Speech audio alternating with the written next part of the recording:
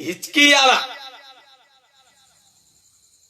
तर या ठिकाणी त्या वचनाची जी सुरुवात आहे, त्या अध्यायाची जी सुरुवात आहे, पहिला अध्याय त्याची हेडलाईन जी आहे, त्या हेडलाईन्स मध्ये असं लिहिलेलं आहे, परमेश्वराच्या क्रोधाचा दिवस.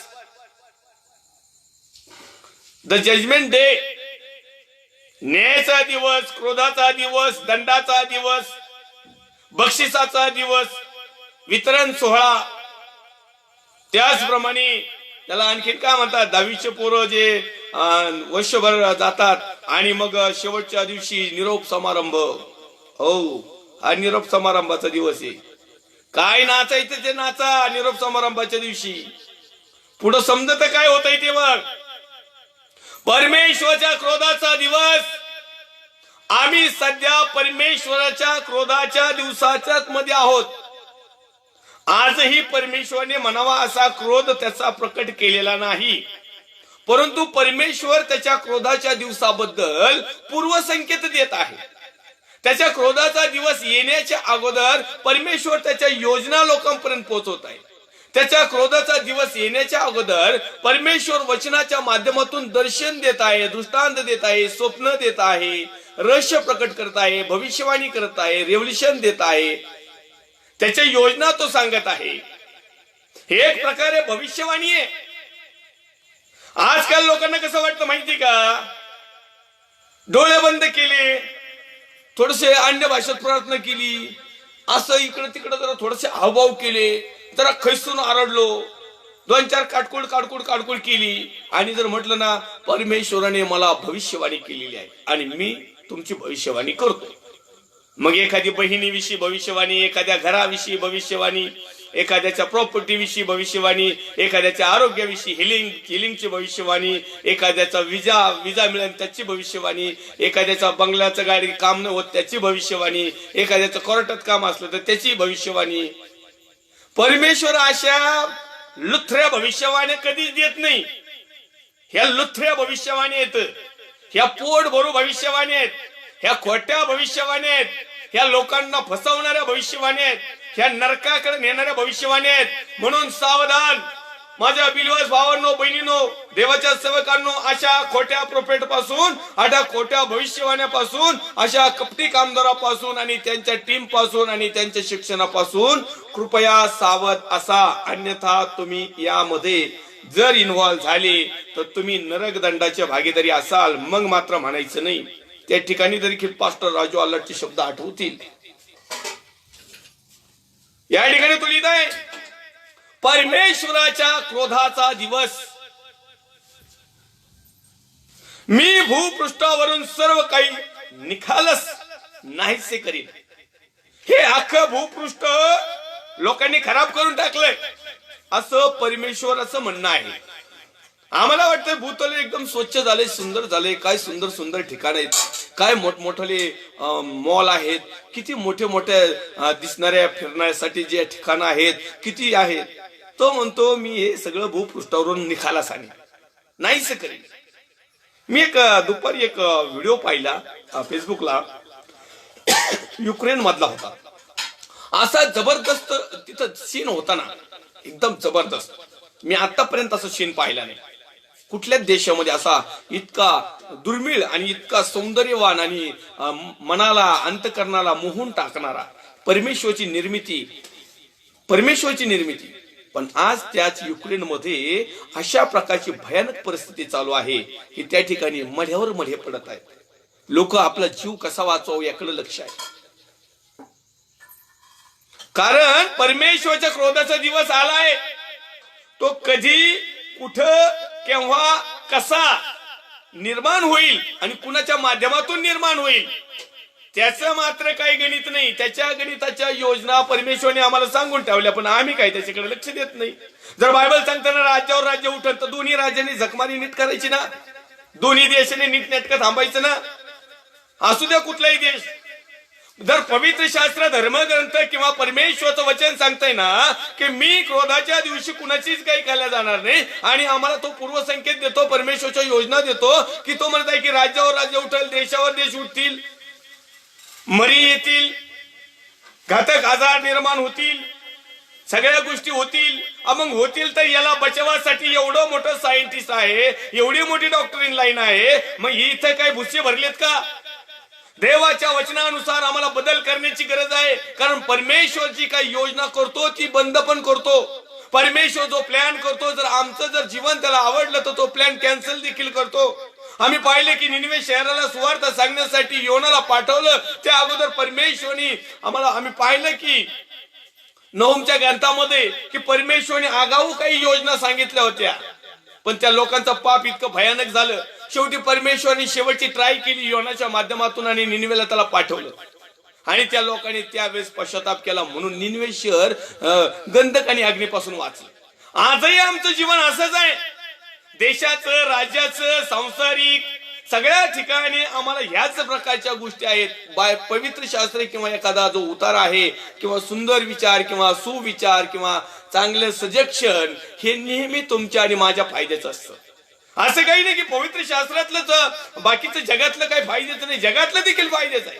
समजा उदाहरणार्थ सपोज एखाद्या डॉक्टर साहेबांनी जर सांगितलं की ह्या करा, ह्या गोष्टी करा, ह्या करू नका, चांगलंच सांगतो ना तू, आम्ही त्या उलट्या करीतो. त्याला काय होतं? थोडस खाल्ल्यावर काही नाही होत. अरे खाल्ल्यावर काही नाही होत, नळी लावी तेव्हा समजत, मग खाल्ल्यावर काही नाही होत. नको ना खाऊ, सांगतो ना डॉक्टर, सांगतात ना सायंटिस्ट, सांगतात ना देवाचे सेवक, सांगतात ना पवित्र शास्त्र. तर मग त्याला आम्ही वेळीच परमेश्वराचं वचन का सांगता आम्हाला, तर ते आम्हाला सावध करत असतं. कारण या गोष्टी होणाऱ्या आहेत याच्या वाचण्यासाठी, आता नरकदंडापासून वाचण्यासाठी परमेश्वरचं वचन सांगतं की तुम्ही सत्यामध्ये समर्पित व्हा. मग जर आम्ही सत्यामध्ये समर्पित नाही झालो तर ऑलरेडी नरकदंड अशाच लोकांना जे खोटरडी आहेत, आज्ञाभंजक आहेत किंवा जे परमेश्वरच्या विरोधात काम करणार आहेत.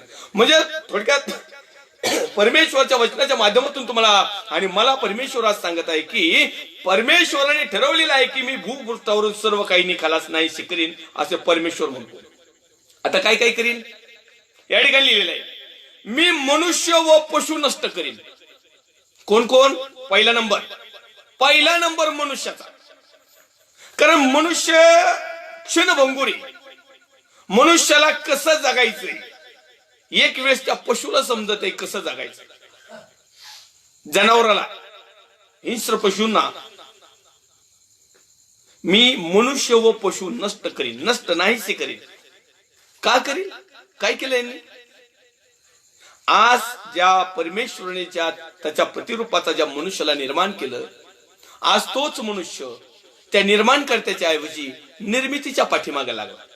निर्मितीला त्याने आपलं सर्वस्व बनवलं. निर्मितीमध्ये तो रमून गेला आणि निर्माणकर्त्याचा अवमान केला. आणि जे काही निर्माणकर्त्याने निर्माण केलं त्या निर्मितीमध्ये देखील ढवळाढवळ करून त्यांनी निर्मितीची पण खराबी करून टाकली. म्हणून तो म्हणत आहे की मी मनुष्य व पशु नष्ट करीन. मी आकाशातले पक्षी,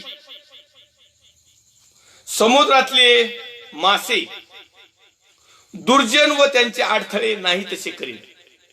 भूपृष्ठावरून मानव नाही तसे करीन, असे परमेश्वर म्हणतो. काय म्हणत आहे? मी सगळंच नष्ट करील. नोहाच्या काळी जसं घडलं ना, सेम प्रोसेस. पण असं नाही समजायचं का आता नोहा वाचन म्हणून. नाही नाही नाही नाही, आजी वाच नाही जमत. त्या टायमिंगला 8 जण वाचले. कारण परमेश्वरला नव्याने पुन्हा एक वार नवनिर्मिती करायची होती. आताची नवनिर्मिती जी आहे ना, आपण प्रकटीकरणाच्या पुस्तकात पाहणार आहोत, हे सगळंच नाहीसं करून परमेश्वर नवनिर्मिती करणारे, पण ती वेगळ्या पद्धतीने करणारी. आता नोहासारखे आपल्यात हाडामासाचे रक्ताचे वाचवणार नाही, कारण आख रक्त गुठून गेले, आख रक्त काळ एवढं हिरवं पिवळं निळं लाल झालंय. रक्तामध्ये पवित्रीकरण, शुद्धता राहिलीच नाही. ज्या परमेश्वराचा पुत्र प्रभू येशू ख्रिस्ताने आमच्यासाठी, अखिल मानवजातीसाठी जे रक्त सांडलं आणि ज्या पापांची क्षमा केली, आज त्याच्यापेक्षा कितीतरी मोठं पाप वाढलंय. आणि आज शेवटी समाप्त किंवा न्याय किंवा निखालास किंवा नाहीस करण्याच्या पलीकडे दुसरं परमेश्वरला ऑप्शनच राहिलं नाही. ऑप्शनच नाही. जसे की एखाद्या मनुष्याला एखादी जखम झाली आणि तो डायबिटीसचा व्यक्ती आहे आणि बरेचसे प्रथम उपचार करून, बरेचशा डॉक्टरींचे प्लॅन करून जर ती जखम शरीरात पांगतच गेली किंवा ज्याला गँग्रीन म्हणतात, आणि त्याच्यानुसार सर्व संपूर्ण शरीर जर सडायला सुरुवात जर झाली किंवा होत असेल किंवा त्यामुळे संपूर्ण शरीराचा नाश जर होत असेल तर डॉक्टरला एकच पर्याय उडवतो, काय? बोटाला झाली असली तर इथून कट करणं, इथपर्यंत आली असली तर इथून कट करणं, इथं आली असली तर इथून कट करणं, इथं आली असली तर खोप्यातूनच काढणार. आणि आताच गेली ना आता ते डायरेक्ट म्हणतात ओके जाऊन द्या, प्रेज लॉर्ड, जाऊन द्याला पीटी मध्ये, पर्याय नाही. तसं आता परमेश्वर समोर ऑप्शन एकच राहिले. हे सगळं मानवजाती गँगरिंग सारखी झाली, गँगरिंग. सगळे मानवजाती अहो त्याच्यात बिलीवर्स आले आणि याच काय आले, असं नाही याला ठेवावं आणि त्याला उघडं करावं, हे सगळे एकाच माळीचे मणी. त्यामधून जे काही व्यवस्थित आहेत ना मात्र ते वाचल्या जातील, ते मात्र गव्हासारखे परमेश्वराच्या कोठारात साठवल्या जातील आणि बाकीचे उरले सुरलेले भूस म्हणून नरकात पाठवल्या जातील. आहे की नाही? गहू आपल्या कोठारात साठवल्या जातात आणि भूस बांधावर नेऊन जाळल्या जातं. हे जाळल्या जातं म्हणजे अधोलोकात जातं, नरकात जातं, आणि कोठारात जातं म्हणजे सार्वकालिक वतनाकडे जातं. आज तो न्यायाचा दिवस किंवा क्रोधाचा दिवस समीप आलेला आहे. त्यातला काही भाग आम्ही आमच्या डोळ्यांनी कानाने ऐकत आहोत, डोळ्यांनी पाहत आहोत, महसूस करीत आहोत. सध्याच्या परिस्थितीचं अवलोकन केलं, त्या सध्याच्या परिस्थितीचा जर विचार केला तर आपल्याला हे लक्षात येईल की यापूर्वी कधी अशा घटना घडलेल्या नाहीत ज्या आता घडत आहेत. याचा अर्थ परमेश्वराचा दिवस जवळ आलेला आहे. तरीही आजही लोक थोडा वेळ तेवढा पुरती, कोविडच्या टायमिंगला थोड्या पुरती एवढा धावा केला. लय महाभाग फेसबुकला हो प्रार्थनेला पायरीच्या 50 कुणाचे बागवा कुणाचे नाही, गळाले कुठे गेले? ओ मॅन ऑफ गॉड, प्रॉफिट लोकांना कुठे गेले तुम्ही? अहो कोविडच्या टायमाला तर फेसबुकला जागा नव्हती. अहो कायम 24 आवर्स लाईव्हला होते तुम्ही प्रभूची आराधना करायला, प्रार्थना करायला. आता कुठे गेले? आता तुम्ही तुमच्या धंद्याला लागले. आता तुम्हाला टाइम नाही लोकांकडे, आहे की नाही? आता तुम्हाला मीटिंग ठेवायला टायमिंग आहे. लोकांच्या घरी तुमचं उसणं जे लॉकडाऊन मध्ये लोकांनी नाही केलं ना ते वेगवेगळ्या पद्धतीने काढून घेण्याचा तुमचा प्लॅन. या सगळ्या गोष्टी इथं बरोबर आहेत. तर याचा अर्थ असा नाही की पुन्हा एक वार प्रकोप होणार नाही. याचा अर्थ असाही नाही की पुन्हा एक वार रोगाची साथ पसरणार नाही. याचा अर्थ असाही नाही की परमेश्वराने मिटून घेतलंय प्रकरण. नाही नाही, परमेश्वर आता क्रोधाचा दिवस तो मिटून घेणार नाही. हा एवढं ऑप्शन बाकी आहे आमच्याकडे, त्या क्रोधाच्या सपाट्यात आम्ही सापडणार नाही. पण कोणते लोक सापडणार नाहीत? जे परमेश्वराच्या बरोबरी आहेत किंवा परमेश्वराच्या समीप आहेत. हा आता फोन पे नाही, आता डायरेक्ट घर कॅश कॅश कॅश कॅश. आता फोन पे वगैरे काही नाही, डायरेक्ट घरी भेट घेणं, मागचं पुढचं सगळं घेणं. या समतोलित आहे की मी आपला हात यहुदावर यरुशलेमेच्या सर्व रहस्यावर चालवीन. या स्थलाचे बालमूर्तीचे शेष नाही तसे करीन. बालमूर्ती आला, मूर्तीपूजामध्ये अडकलेल्या लोकांवर तुमचा वाटोळ 100% वाटोळ. आणि म्हणून आज लोकांना कुठलाच वेळ नाहीये. मी भूपृष्ठावरून सर्व काही निखलास नाहीस करीन असं परमेश्वर जो म्हणत आहे ना, तर त्यामध्ये तो म्हणत आहे की मी मनुष्य व पशु पण नष्ट करीन. आकाशातले पक्षी, समुद्रातले मासे, अजून दुर्जन व त्यांचे अडथळे. दुर्जनाला नाही हिस्से करीन आणि त्यांचे अडथळे नाही हिस्से करीन. म्हणजे दुर्जन म्हणजे काय? परमेश्वरापासून दूर गेलेला. मग जर एखादा याजक परमेश्वरापासून दूर गेला तर याचं काही कामाला लागेल. आणि ते जे काही दानपत्राचे काही फोन पेचे वगैरे वगैरे जे काही अडथळे आमच्या पुढे ठेवलेत ना, गुगल पे, फोन पे, आमका पे, फलाना पे, बिस्ताना पे, अरे डायझन पे ना. त्याच्यापेक्षा कशाला लोकांना पे पे म्हणतो? डायझन पे हा पण एक प्रकार निघणार आहे. आता नवीन असेल तुम्हाला ऐकायला, पण येणार आहे. दुर्जन व त्यांचे अडथळे नाही तसे करेन. मग आता दुर्जन काही काही अडथळे ठेवतात आम्हाला. पक्की फी द्या, दान द्या, दशमांश द्या, देणगी द्या.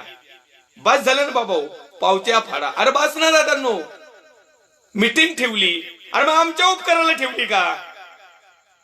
ठेवली तर तूच एकटा ताण ना, काय ताणायचंय ते. कामाला जा, काय करायचं ते कर. गाड्या घोड्या असले तर ते इकून टाक, मोठी रक्कम तयार कर आणि लाव मोठी मीटिंग. लोकांचा याच्यामध्ये फायदा काय? लोकांना मीटिंगच्या नावाखाली लुटणाऱ्या सेवकांनो सावधान. परमेश्वर म्हणतो माझ्या समोर जे दुर्जन अडथळे ठेवतात ते अडथळे आणि तो दुर्जन मी दोन्ही पण नाहीसे करीन, दोन्हीला गायब करून टाकील. माझं मत नाहीये, परमेश्वरचं मत आहे. दुर्जन व त्याचे अडथळे नाही तसे करीन, भूपृष्ठावरून मानव नाही तसे करीन, असं परमेश्वर म्हणतोय. परमेश्वरचं म्हणणं आहे. आणि तुमची लय आत्मिकता उतू चालली ना, तर तुम्ही एवढे दिवस जे सेवा करत आहात ना, त्याचं साचवलेलं गाठोडं बाहेर काढा. पूर्वीच्या काळचे जे मिशनरी आले, ज्या मिशनऱ्यामुळं मी सल्यूट करतो त्या प्रत्येक मिशनऱ्यांना, जे आमच्या भारत देशामध्ये आले आणि भारत देशामध्ये येऊन त्यांच्या वैयक्तिक त्यांच्या प्रॉपर्ट्या विकल्या, बंगले विकले, गाड्या विकल्या, प्लॉट विकले, त्यांची प्रॉपर्टी विकली आणि सगळे चंबुगवाळ इथं घेऊन आले आणि इथं मोठमोठ्या प्रॉपर्ट्या उभ्या केल्या, मोठमोठ्या जमिनी घेतल्या, मंदिरं बांधले, स्वतःच सगळे इकून आले, लोकांना शुभवर्तमान सांगितलं आणि त्यांच्या नावाखाली पोट भरणारे, त्यांच्या मिशन मध्ये सत्यामध्ये काम करणारे आणि त्यांच्याच पत्री आणि इटान बांधकाम दगड विकणारे, ग्राउंड विकणारे, जमिनी विकणारे, प्लॉट विकणारे, मिशनीची जागा विकणाऱ्या भंगरी लोकांनो मीटिंग ठेवायला लागली तुम्ही. ते पण दुसऱ्याच्या दानपत्रावर. विका ना तुमचे घर, ठेवा मीटिंगा, काय ठेवायच्या त्या ठेवा. आम्ही येतो तिथं. काय स्पिरिच्युअली, कोणता स्पिरिच्युअली मॅन कुठून उतरून येणारे आणि तुम्ही कोण आहेत मग? तुमच्यामध्ये नाही का ती? परमेश्वर म्हणतो माझ्या लोकांसमोर अडथळा ठेवणारा दुर्जन, मग तो बिलिवस असू या एखादा याजक असू, घेणं देणं नाही. माझ्या विश्वास ठेवणाऱ्या साध्या सुध्या मेंढराला अडचण देणारा मेंढपाळ असो न तर टपारो मेंढरू असो, परमेश्वर म्हणतो मी त्याला नाही तसं करीन. होता का नव्हता असं करीन. मग कोणतं ऑप्शन तुम्हाला पाहिजे घेऊन टाका. परमेश्वरचं वचन आहे, माझं नाहीये. मला काय करायचंय? या ठिकाणी ह्या गोष्टी आम्ही वेळीच समजून घेतल्या पाहिजे. वेळीच. जर एखादा जुन्या याच्यामध्ये ज्यावेळेस लढाई व्हायची, वार व्हायचे, त्यावेळेस एक राजा आणि दुसरा राजा यांचे शांतीदूत एकत्र यायचे कुठंतरी मिडल क्लासला आणि ते दोघं तह करायचे, दोघं बोलणी करायचे आणि ज्याला मान्य होत असेल तर ते युद्ध रद्द व्हायचं. पण मान्य होत नसेल, शांतीद्रोह जर करायचा असेल तर मग त्याच्यामध्ये एक राजा दुसरा राजा त्याच्यामध्ये पाहायचा, याच्याकडे सैन्य किती आहे, याच्याकडे पॉवर किती आहे, याच्याकडे प्रॉपर्टी किती आहे, याच्याकडे बचाव किती आहे, हा आपल्याला भारी आहे का हलका आहे, हा आपल्यावर युद्ध जिंकल का बराबरीत सुटल, ह्या सगळ्या गोष्टी तो पाहायचे. आणि मग एखादा राजा जर थोडासा कमजोर असेल ना तर तो म्हणायचा स्वारी, मला काही युद्ध करायचं नाही, तुमचं काय तह असेल त्यानुसार मी स्वाक्षरी करतो, परंतु माझ्या प्रजेला किंवा माझ्या राज्याचं नुकसान करू नका. लागलं तर तुमच्या अंडर खाली मी सेवा करतो किंवा राज्य चालवतो, कारभार चालवतो किंवा तुमचा जो काही कर असेल तो देतो. पण त्यांनी तो जर दिला नाही, त्या राजाने जर स्वारी केली का ते अख्खं नगर बरखास्त करून टाकायचं. परमेश्वर आज असंच करत आहे. परमेश्वराचा क्रोधाचा दिवस यायच्या टायमिंगला तो आमच्याशी वचनाच्या द्वारे तह करत आहे. वचनाच्या द्वारे आम्हाला परमेश्वरच्या योजना सांगत आहे. वचनाच्या द्वारे ह्या लढाई किंवा हे क्रोधाचा दिवस किंवा न्यायाचा दिवस किंवा आम्हाला दंडाचा दिवस येण्याच्या अगोदर परमेश्वर आमच्याशी बातचीत करत आहे. व्हॉट यू वॉन्ट, तुम्हाला काय पाहिजे घेऊ शकता तुम्ही. अनुवादाच्या पुस्तकामध्ये 28 अध्याय ग्रंथामध्ये 1 ते 15 आणि दुसरे 15 ते 30 मध्ये दोन ऑप्शन ठेवले. आज्ञा पालन केली तर आशीर्वाद, आज्ञाभंग केले तर शाप. हा एक प्रकारचा तह आहे, हा एक प्रकारच्या परमेश्वरची योजना आहे. ह्या एक प्रकारचा परमेश्वराचा दिवस येण्याच्या अगोदर आम्हाला दिलेली वॉर्निंग आहे. तरी आम्ही जर असा दुष्टपणा करतो तर आम्ही दुर्जन आहोत आणि लोकांना दुर्जन बनवित आहोत. आम्ही धार्मिक नाहीत आणि लोकांनाही आम्ही धार्मिक बनवित नाहीत. धार्मिकतेच्या नावाखाली लोकांना आम्ही चक्क सरळ स्पष्टपणे लुटण्याचं काम करीत आहोत. मग असं लुटण्याचं काम करणाऱ्या याजकांनो आजही वेळ केलेली नाही. मीटिंग ठेवली म्हणजे बदा बदा तुमच्या मंडळीत वरून नोटाचे बंडल पडणार नाही. तो येईन कुठाला काय, 1 2 3 दिवस मस्तपैकी हॉटेलमध्ये राहील, 5 स्टार 3 स्टार, आणि जर असला साधं सुद्धा तर जरा बऱ्यापैकी तुमचंच दानपात्र, सगळं नुकसान तुमचंच आहे. आणि एवढ्या मोठ्या साहेबांची मीटिंग ठेवून पण तुमचं तारण होणार नाही. मी बॉन्ड पेपरवर लिहून देतो. आतापर्यंत मीटिंग झाल्या ना, कुणाचे तारण झाले नाही. शिवे देतात लोक, बोट मोडीत येत. उसने पैसे घेऊन मीटिंग वाल्याला 4 आणि 5 आणि 10 हजार रुपये दिले. लोकांचं वाटोळं केलं या मीटिंगच्या पायी. परमेश्वरच्या वचनाच्या माध्यमातून मी तुम्हाला सांगू इच्छितो, परमेश्वर म्हणतो मला मेळ्यांचा राग येतो. येता मेळ्यांचा विटाला म्हणतो, हे काय मिळे, खाऊ का धडे मिळे. मेंढराचं कातड, मेंढराचं मांस खाऊन टाकायचं, खुरं फिरत सगळे खाऊन टाकायचे आणि हाडकं ठेवायचे. आणि बोले मंडळीचं संजीवन यासाठी ठेवली. तोच संजीवन आणणार रात्रंदिवस. रोज त्या चर्च मधून बाहेरच जाऊ नको भाऊ. लय तुला आत्मिकता आहे, लोकांची लय तहान भूक भागवायची ना, तर चर्च मध्ये झोपून राहा. फक्त 1 2 कामासाठी जरा बाहेर येत जा आणि रात्रंदिवस गुडघे टेक. परंतु लोकांचं तारण साधून घे, लोकांना वचनाचं मार्गदर्शनच कर. पण ही परिस्थिती नकोय आता लोकांनाही नकोय. लोकांना वचन ऐकायला वेळ नाही. आणि झालं आमच्यासारख्याला तर सांगायलाच वेळ नाही. आम्हालाच येत नाही तर आम्ही सांगायचं का? ना आम्ही सांगितलं आमच्या काय दुकानं बंद करायचे का? सफरण्याच तो पुढे लिहित आहे, प्रभू परमेश्वर 7व्या क्रमांकाच्या वचनामध्ये म्हणत आहे, प्रभू परमेश्वरा पुढे तुम्ही मौन धरून राहा, कारण परमेश्वराचा दिवस येऊन ठेपला आहे, आलाय. डायरेक्ट परमेश्वराने यज्ञ बलीची सिद्धता केली आहे आणि त्याने आपल्या आमंत्रितास पवित्र केले आहे. परमेश्वराच्या यज्ञ समय असे होईल की सरदार, राजपुत्र व ज्या सर्वांनी परदेशी पोशाख चढवला आहे त्यांचा मी समाचार घेईन. आता कोणाचा समाचार घेणार माहिती का प्रभू?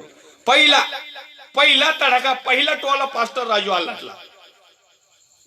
मी छाती ठोकपणे बिनधास्त सांगतो, फेस टू फेस. पहिला टोला पास्टर राजू आल्लाट, दाढीवाले, अहमदनगर. का? कारण जर माझ्यामध्ये जर विदेशी पोशाख आहे, जर माझ्यामध्ये मी एक राजपुत्र जर आहे, जर मी एक लोकांचा अगुवाई किंवा सरदार जर आहे, परंतु माझ्यामध्ये त्या परमेश्वराचे कुठलेच गुण जर दिसत नसेल तर परमेश्वर पहिला पास्टर राजू आल्लाट फ्रॉम अहमदनगरचा समाचार घेईन आणि चांगले 5-25 दांडे टाकील. रियालिटी सांगतो मी तुम्हाला. कारण बाकीच्यांचं नाव घेऊन दांडे टाकायचं म्हणलं, ते माझ्याकडे येते दांडे घेऊन आणि आले तरी मला फरक नाही पडत. 8व्या क्रमांकाचं वचन वाचा, ऐका. त्याच्यामध्ये लिहिलेलं आहे, हे माझं मनचं नाहीये. देवाचा आत्मा ज्यावेळेस सत्य प्रकट करतो ना, तो वचनाच्या माध्यमातूनच करतो. माझा जिव्हाळा, माझं प्रेम किंवा माझं ज्ञान किंवा माझं सांगण्याची पद्धत याला काही एक व्हॅल्यू नाहीये. परमेश्वर काय म्हणत आहे ह्या गोष्टीला व्हॅल्यू आहे. 8व्या क्रमांकाच्या वचनामध्ये लिहिलेलं आहे, परमेश्वराच्या यज्ञ समयी असे होईल की. कसं होईल? सरदार म्हणजे कोण?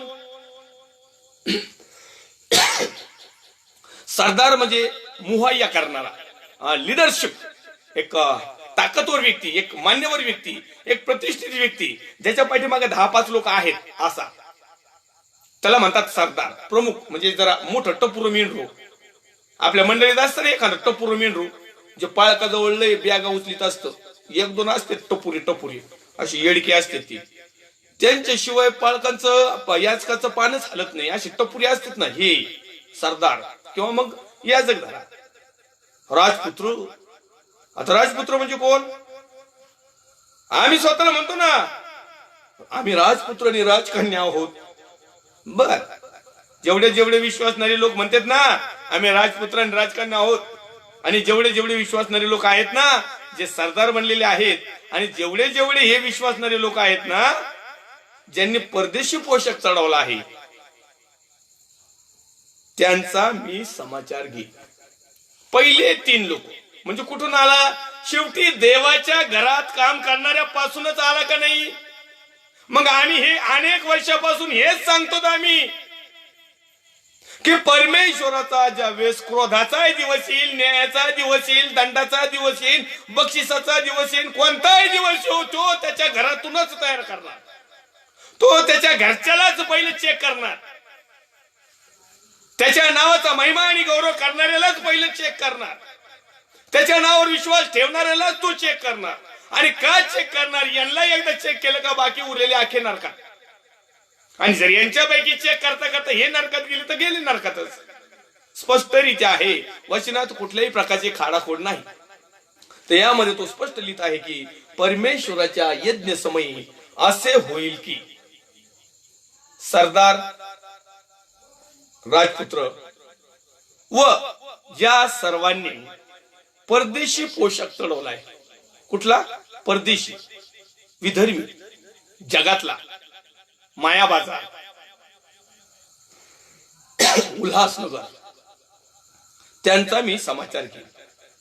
त्या दिवशी जे उंबरठ्यावरून उडी मारून आपल्या प्रभूचा वाडा बलात्काराने व कपटाने भरून टाकतात त्या सर्वांचा मी समाचार घेईल. प्रभूचा वाडा, प्रभूचं घर, प्रभूचा बंगला, प्रभूचा राज पॅलेस, प्रभूचं ठिकाण जे बलात्काराने, बलात्कार याचा अर्थ आहे जबरदस्ती, मन नसताना, अंतःकरणातून नसताना, हृदयापासून नाही, जबरदस्ती ज्याला केले जाते त्याला म्हणतात बलात्कार. केवळ एका स्त्रीवर एक अघोर प्रसंग केला म्हणजे त्याला बलात्कार हे शब्द जो दिलेला आहे तो देखील का दिलेला आहे? तिची इच्छा नसताना, तिची संमती नसताना ज्यावेळेस तिच्यानंतर तो शारीरिक तिच्या प्रक्रिया केल्या जाते त्याला म्हणतात बलात्कार. आणि तिची संमती जर असेल तर त्याला बलात्कार म्हणत नाही, क्रिया तीच आहे. माझ्या बिलोर भावांनो, बहिणीनो, परमेश्वर वचन चोखपणे सांगत आहे. तो त्याच्यामध्ये कुठल्याही प्रकारचं कन्फ्युजन करत नाही. प्रेमाने असेल तर सगळं माफ, पण तू जबरदस्ती असलं तर त्याला म्हणतात बलात्कार. मग प्रेमाने जर मेंढर काही देतात तर प्रेज लॉर्ड, पण ज्यावेळेस मेंढराव तुम्ही जबरदस्ती करता याचा अर्थ तुम्ही तुमच्या मंडळीवर बलात्कार करता. Wow, very nice.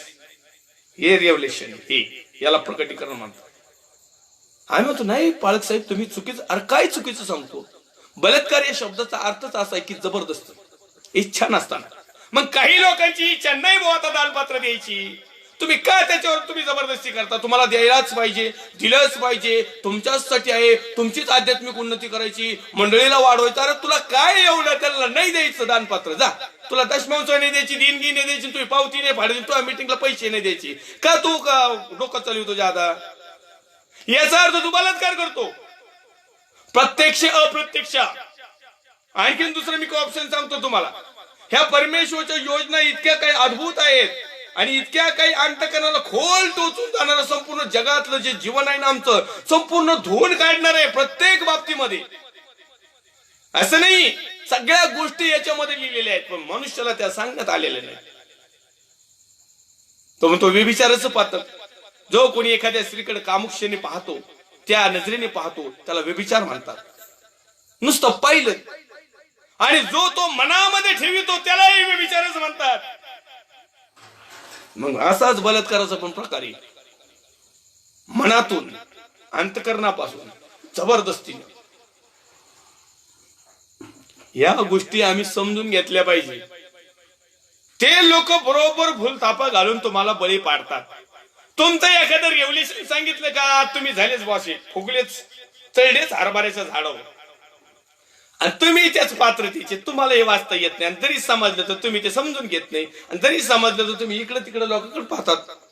लोक काय म्हणतील? अरे नरकात गेल्यावर लोक टाळ्या वाजवतील. काय म्हणतील म्हणजे काय? काय म्हणणार इथं? मी सुद्धा टाळ्या वाजवीन. एवढं सांगून सोडगुडून जर नरकातच गेलं तर काय फरक, काय फायदा काही त्याचा? पण आजही परमेश्वर तुम्हाला आणि मला नरकात जाऊ नये म्हणून या गोष्टी समजून सांगत आहे. त्याच्यामध्ये मी पण आहे. मी जरी या ठिकाणी याचकी काम करत असेल किंवा याचकी रेव्होल्युशन देत असेल किंवा याचकी परमेश्वराच्या दृष्टिकोनातून ज्या योजना आहेत त्या तुमच्यावरून पोहोचत असेल त्याच्यामध्ये मी पण आहे ना. माझ्यामध्ये जर या गोष्टी, आणि म्हणून तर या ठिकाणी बायबल काय सांगतं की आमंत्रितास पवित्र केले, परमेश्वराच्या यज्ञ समय असे होईल की सरदार, सरदार जे आहेत म्हणजे मी एक सरदार आहे,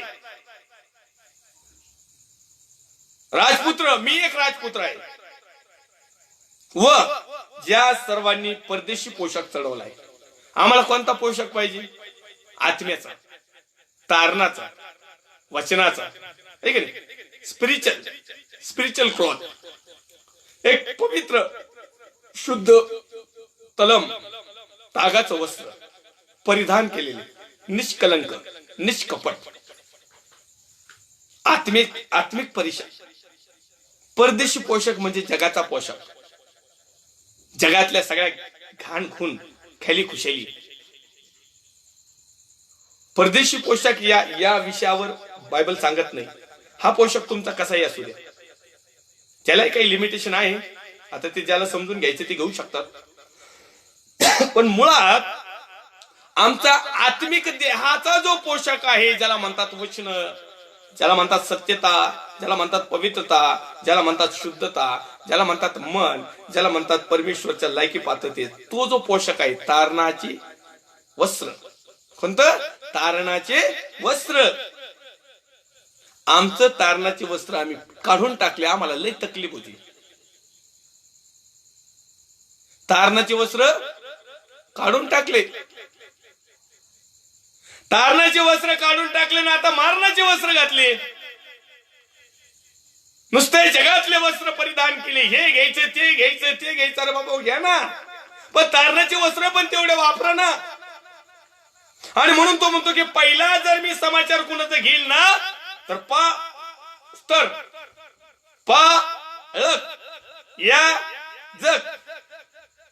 यांचाच घेणार. कारण हेच सरदार इथं प्रमुख, हेच राजपुत्र, हेच दुसऱ्याच्या वाट्यालाच येऊ देत नाही.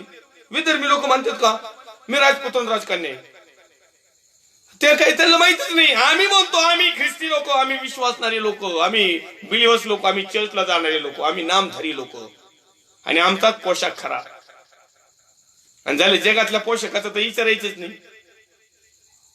सगळा सत्यानाश आमच्या पोशाखामुळे झाला. जास्तीत जास्त ख्रिस्ती लोकांनीच पोशाख असे शब्द तयार केले ना का वाद नादच नाही करायचा. आता तर इतके हाफ कपडे झाले का आता ते कपडे नाही घातले तरी परवडते ना राव. काय गोव्यातल्या बीच प्रमाणे जरी हिंडले फिरले तरी चालेल ना. काय फरक काय पडतोय? या गोष्टी आम्ही स्वीकारल्या पाहिजे. आमचा बाह्य देखावा नसावा. आजकाल लोकांना मीटिंगचं लय फॅड लागलंय. मीटिंगचं यांना चटणी भाकर देऊन यांची मीटिंग ठेवायला पाहिजे. आणि यांचं मंडप नाही, यांना लोकांना मंडपात ठेवायचं आणि याचकाला उन्हात उभा करायचं आणि त्याला म्हणायचं 3 घंटे प्रीचिंग दे. एक पाण्याची बाटली द्या, जास्त नका त्याला टेन्शन. पाण्याची बाटली ठेवा, त्याला काहीच नाही, त्याला माईकही नाही, काहीच नाही, आणि त्याला म्हणायचं 3 घंटे प्रीचिंग करा. आणि मात्र बिलिव्हर्स लोकांना तुम्ही ना बिनधास्त मंडपात राहा आणि तिथं जेवण आपले लग्नाला नाही का, लग्न लावायच्या अगोदर कवाही जेवू शकतात. तुमचे जेवण चालू ते जेवण चालतंय ना, त्याला म्हणतात तुला काय स्पिरिच्युअल आहे ना तेवढं वापरावं, काय वापरायचं तेवढी ठेवा मीटिंग. कोणताला येतोय ना वीर पंडित ही भाऊ म्हणाव, तो काय दानपत्र द्यायचं ते तेवढं देतो आम्ही. लोकांनी नुसतं धडाकाच लावलाय मीटिंगला. उठतोय सुटतोय. आता जवळजवळ लॉकडाऊन संपल्यानंतर सर्वसाधारण लोकांची कंडिशन इतकी खराब झालेली, आता कुठंतरी सुधारायला थोडीशी संधी मिळाली, हे आलेच. बरं एकाच नाही, आज यांनी ठेवायची, उद्या त्यांनी ठेवायचं. आता नुसतं पोस्टर चालू झालेत. मी फेसबुकला पाहिलंय 4-5 जणांनी मीटिंगवर मीटिंगच लावल्यात एकखटी. काय तुमच्या बापाचं काय बॅलन्स आहे का त्यांच्याकडं? बिलिव्हर्स लोकांकडं काय उगतंय, काय उगत घेतलंय का? ख्रिस्ताच्या नावाला धब्बे ती. म्हणून परमेश्वर पाहिला यांचा हिशोब घेणार, म्हणून माझा हिशोब घेणार. कारण मी सरदार आहे, मी प्रमुख आहे, मी राजपुत्र आहे. आणि माझे जर कदाचित पोशाख जर खराब झालेला आहे, जर मी परदेशी म्हणजे जगातला पोशाख जर घातलेला आहे, जगातला पोशाख तुम्ही समजून जा. कारण आपला विषय पूर्वसंगीत परमेश्वरची योजना. आता आपला डायरेक्ट पोशाख जर विषय असता तर मग कार्यक्रमच झाला असता. मी समाचार घेईल हे परमेश्वरचं वाक्य. त्या दिवशी जे उंबरठ्यावरून उडी मारून आपल्या प्रभूचा वाडा बलात्कारानं कपड्याने भरून टाकतात, त्या सर्वांचा मी समाचार घेईन. म्हणजे जबरदस्ती करणाऱ्या याजकांनो, जबरदस्ती करणाऱ्या बिलीवर्स लोकांनो आणि जबरदस्ती करणाऱ्या मिनिस्ट्रींनो, परमेश्वर म्हणत आहे की मी समाचार घेईन. प्रेमाने असलं तर होऊन दे सगळं, मंडळीच्या मताने असलं तर होऊ द्या सगळं. मंडळीला विचार विनिमयात घेऊन जर एखादा प्लॅन जर तयार करत असेल आणि मंडळी स्वखुशीने जर एखादी मीटिंग लावित असेल, मीटिंग लावायचं मंडळीच्या मनात नसतं. अहो हाताने कुणी ज्या फांदीवर बसायची ती फांदी तोडीन का? मंडळी मीटिंग नाही लावित कधी. मंडळीचा चालक मीटिंग लावितो. का लावितो? कारण याला वर्षभराचं साठवून ठेवायचं असतं. मग दुसरे याचकाने लावलं मला उत येतो ना, इसूळ इसूळ इसाळकी खोड, इसाळकी खोड या पाळक लोकांना, इसाळकी खोड. एकाने लावली का दुसऱ्याने, तिसऱ्याने, चौथ्याने, बाकीचे एकाच माळीचे म्हणून द्यायचं तरी कोणाला, जायचं तरी कोणत्या कोणत्या मीटिंगला. तिकडे टेम्पो भरून यायचा का स्वतःच्या पैशाने घेऊन जातो का? होय याच का?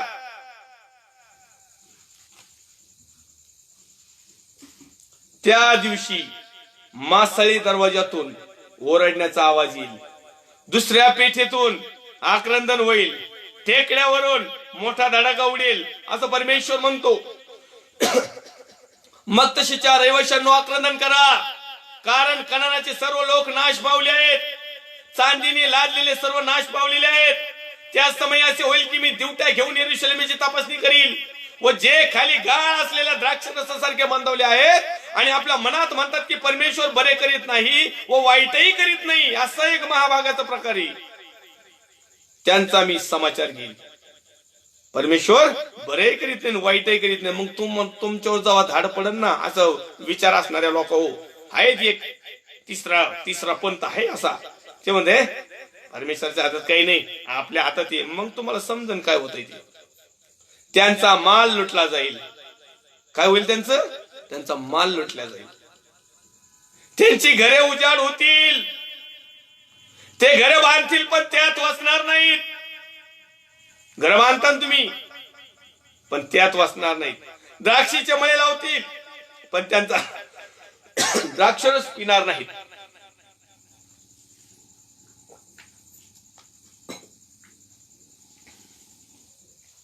परमेश्वरचा मोठा दिवस समीप आहे. छोटा दिवस नाही, आता मोठा. तो येऊन ठेपलाय, वेगाने येत आहे आपल्या जवळ. ऐका, परमेश्वरचा दिवस येत आहे.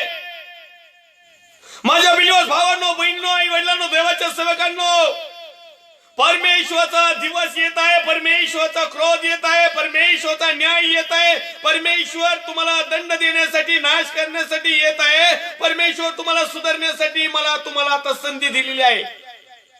सुधरा.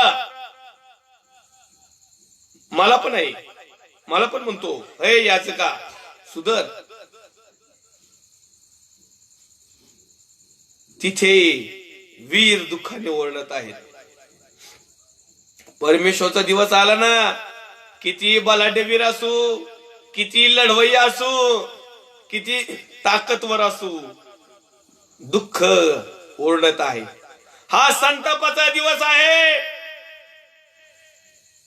हा संतापाचा दिवस आहे. आज का दिन यहोवा ने बनाए, हम उसमें आनंदित है. भाऊ, ह्यो आनंदीचा दिवस नाही.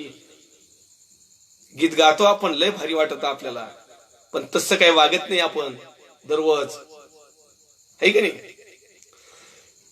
दररोज तसं वागत नाही. हा संतापाचा दिवस आहे, दुःखाचा व क्लेशाचा दिवस आहे. म्हणायचं नाही तुमचं दुःखच आनंदात बदललं. नाही नाही नाही, तसलं काहीच जमत नाही. आता बदलायचं तर बदला.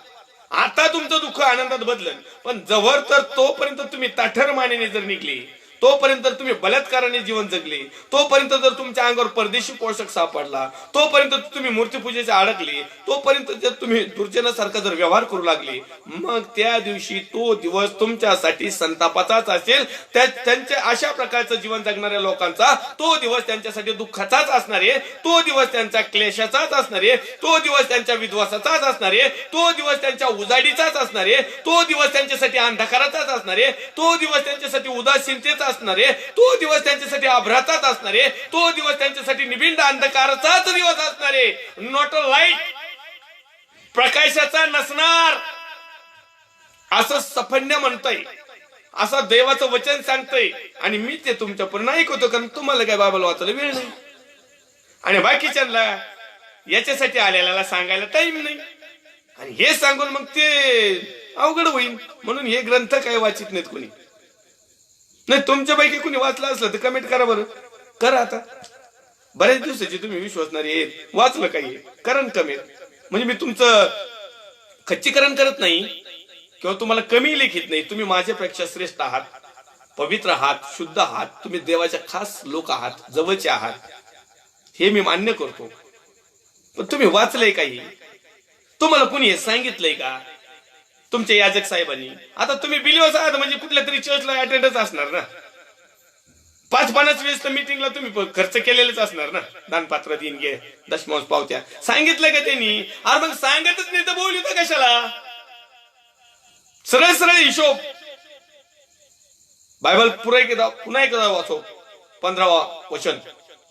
हा संतापाचा दिवस आहे, दुःखाचा, क्लेशाचा, विध्वसाचा, उजाडीचा, अंधकाराचा, उदासीनतेचा, अभ्रांचा, निबिंड अंधकाराचा दिवस आहे.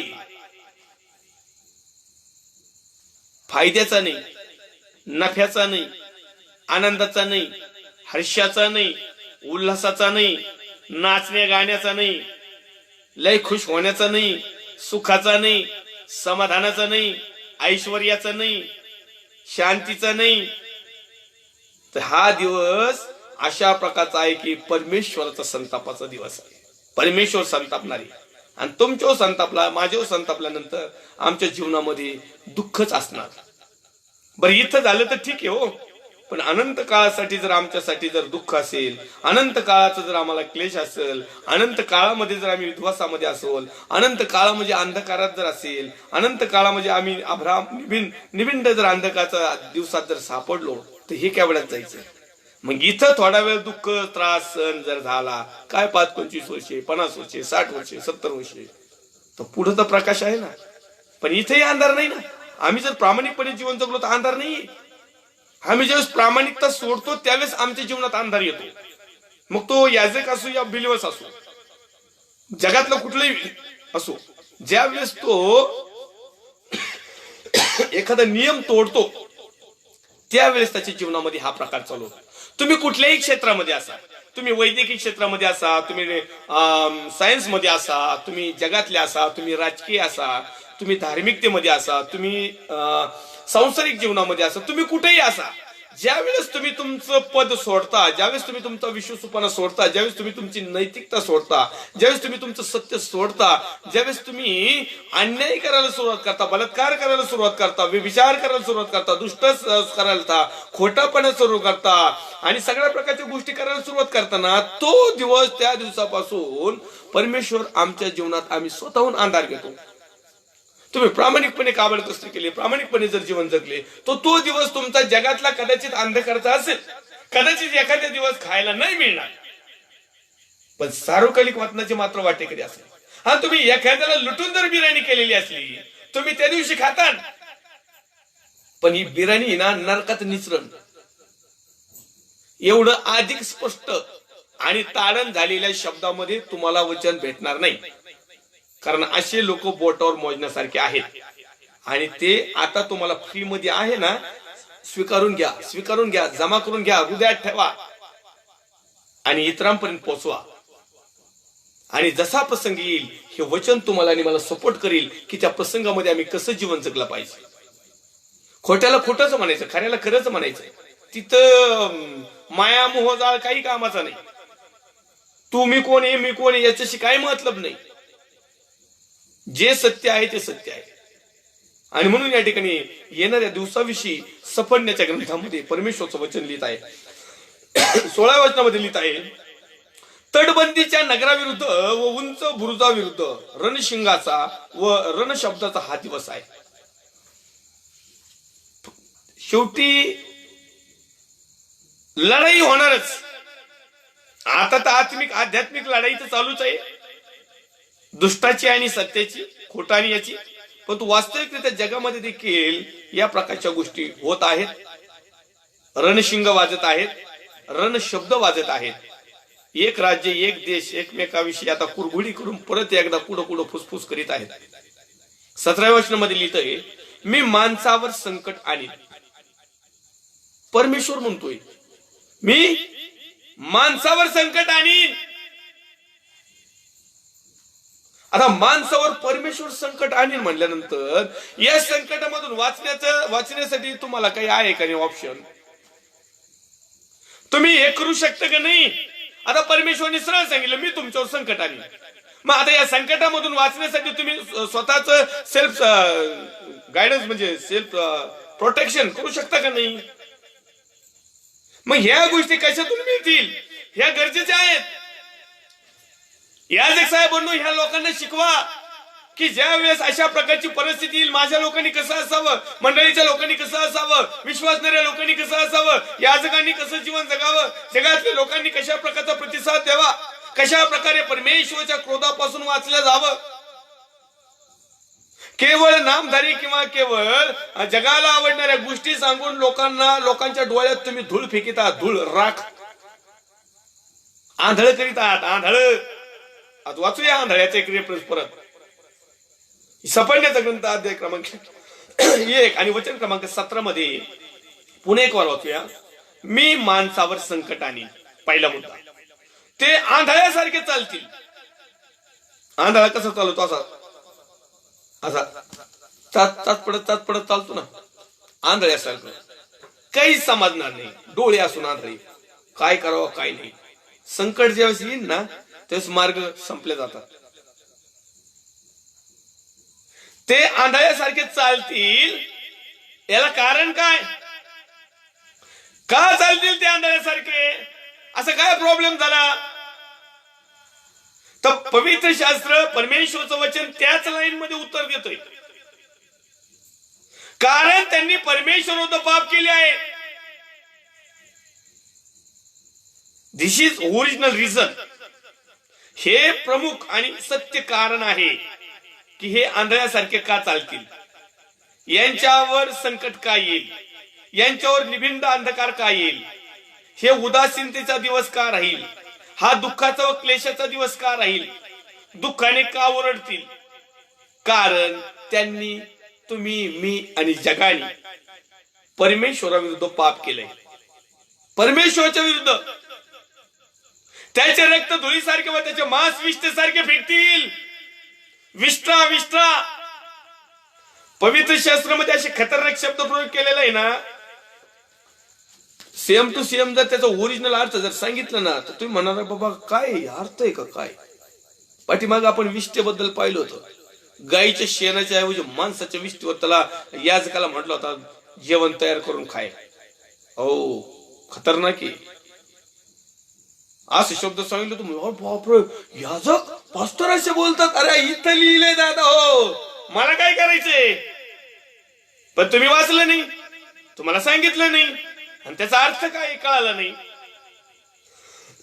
त्यांचे रक्त धुळीसारखे व त्यांचे मांस जे आहे ना, मांस विष्ठेसारखे फेकतील.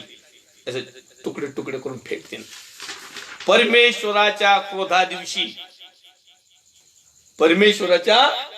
क्रोधाच्या दिवशी सोन्या रुपयाने त्यांचा बचाव होणार नाही.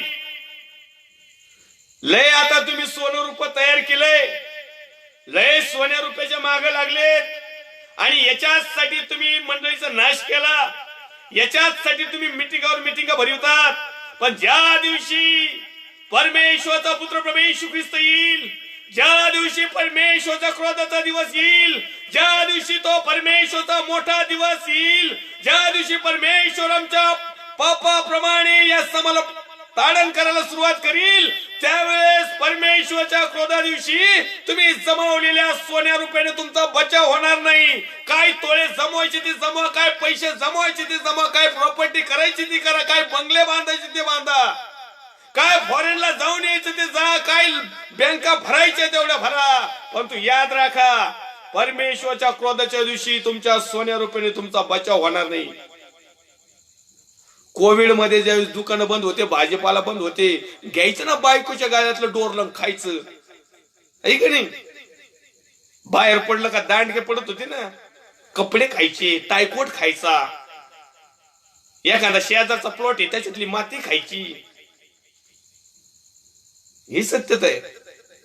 अजूनही काही लोकांना वाटतं नाही पैशाशिवाय काहीच होत नाही. येस, पैशाशिवाय काही होत नाही, पण जेवढं लागतंय तेवढंच घ्या ना.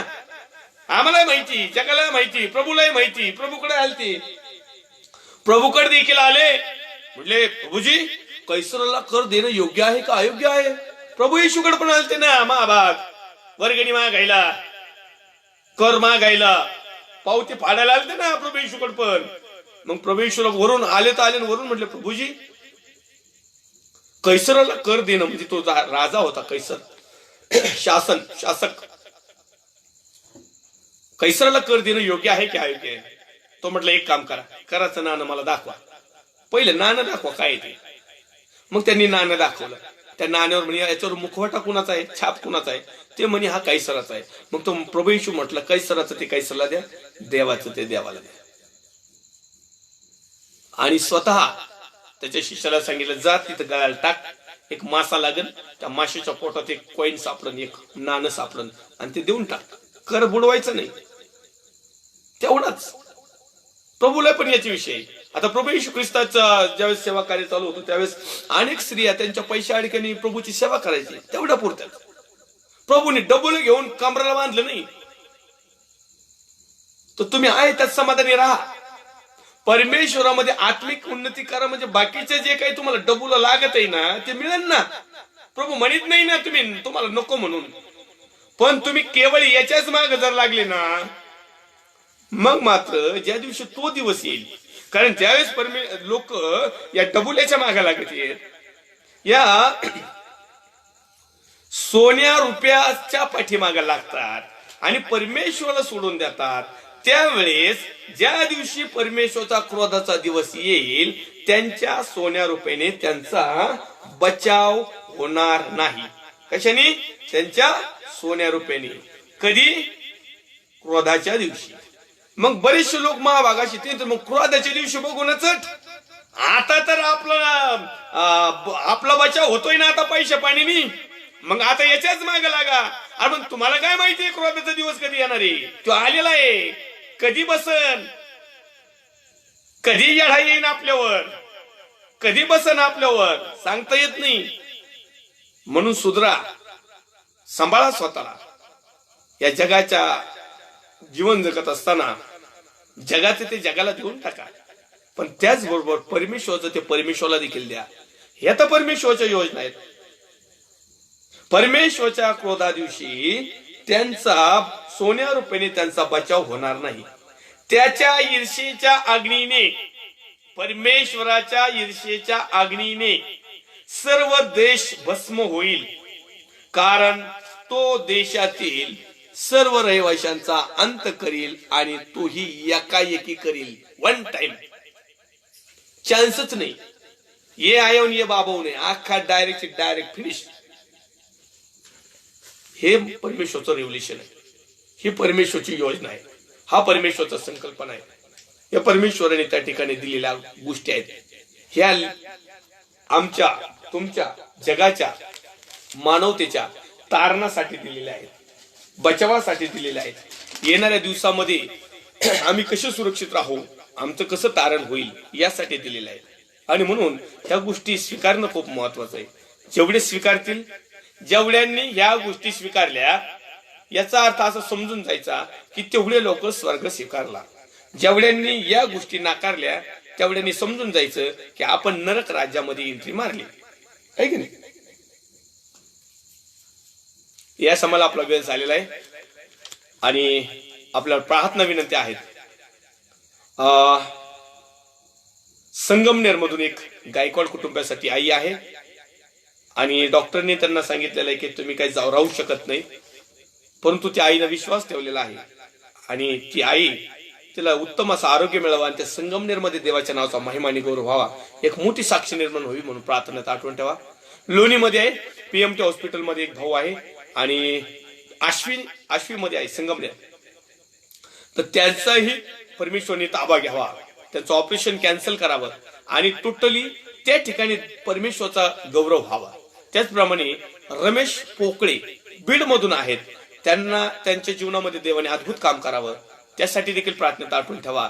आणि आणखीन एक प्रार्थना विनंती आहे, औरंगाबाद मधून बनसोडे परिवार, आणि बनसोडे परिवारात असणारे सर्व लहानापासून थोरापर्यंत त्यांच्या समस्या, चिंता, काळजा, टेन्शन, ताण, दबाव, सैतानाचे बंधन, जोखड, आर्थिक परिस्थिती, ज्या काही त्यांच्या मनामध्ये हेतू कल्पना असतील, त्या सर्व परमेश्वराने येत्या थोडक्या दिवसामध्ये त्यांचे प्लॅन, जर परमेश्वरचं वचन म्हणतो की तू तुझं बेत परमेश्वर सोड, म्हणजे ते तुझं कार्यसिद्धी होईल.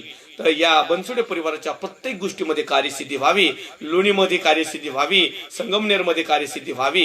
आणि जेवढे लाईव्ह सेशनला जेवढे देवाचे अभिषिक्त सेवक सेविका, विश्वासणारे भाऊ बहीण, आई वडील जितके काही जुटलेले आहेत, त्यांच्याही कुटुंबामध्ये त्यांच्याही समस्या, त्यांच्या चिंता, काळजा यांच्यामध्ये परमेश्वराचा महिमा आणि गौरव व्हावा, यासाठी आपण प्रार्थना विनंती करूया. प्रभू परमेश्वर दे बापा, जसे आहोत तसे तुझ्या पवित्र हातामध्ये येत आहोत. प्रभू येशू ख्रिस्ताच्या प्रेमाळ आणि सामर्थ्यवान नावात आम्ही प्रार्थना विनंती करतो. आमच्या भारत देशासाठी, भारत देशातील सर्व राज्य, विशेष करून माझा महाराष्ट्र राज्याचे मुख्यमंत्री माननीय उद्धवजी साहेब, त्यांचे सर्व सहकारी टीम, विरोधी पक्ष नेते माननीय देवेंद्र फडणवीस साहेब, त्यांचे सर्व सहकारी टीम, सर्व पोलीस डिपार्टमेंट, डॉक्टर्स, नर्स, सेवाभावी संस्था, लाईव्ह सेशनला जुळणारे लहानापासून थोरापर्यंत सर्व देवाचे सेवक सेविका, विश्वासणारे भाऊ बहीण, आई वडील, आप्तेष्ट, स्नेही, मित्र परिवार, त्याचप्रमाणे परमेश्वर दे बापा, आमच्या समस्या, चिंता, काळजा, ज्या बहिणींचं, ज्या कुटुंबाचं नाव घेतलेलं आहे, त्यांच्या समस्या, आजार आणि त्यांच्या जीवनात तू अद्भुत कार्य कर, आणि येणाऱ्या थोडक्या दिवसामध्ये ती साक्ष आम्हाला ऐकायला मिळू दे, आणि त्याद्वारे तुझ्या नावाचा महिमा आणि गौरव करून घे.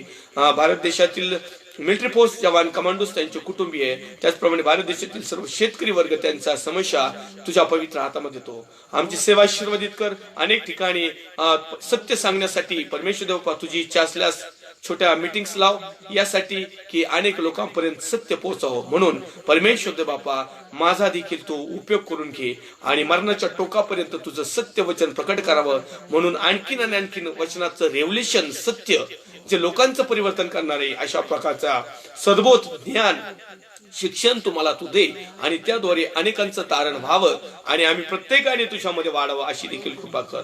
आमच्या सर्वांच्या समस्या, चिंता, काळजा तुला ठाऊक आहेत. विशेष करून बनसोडे परिवार आणि त्यांच्या समस्या आम्ही तुझ्या पवित्र हातामध्ये देतो.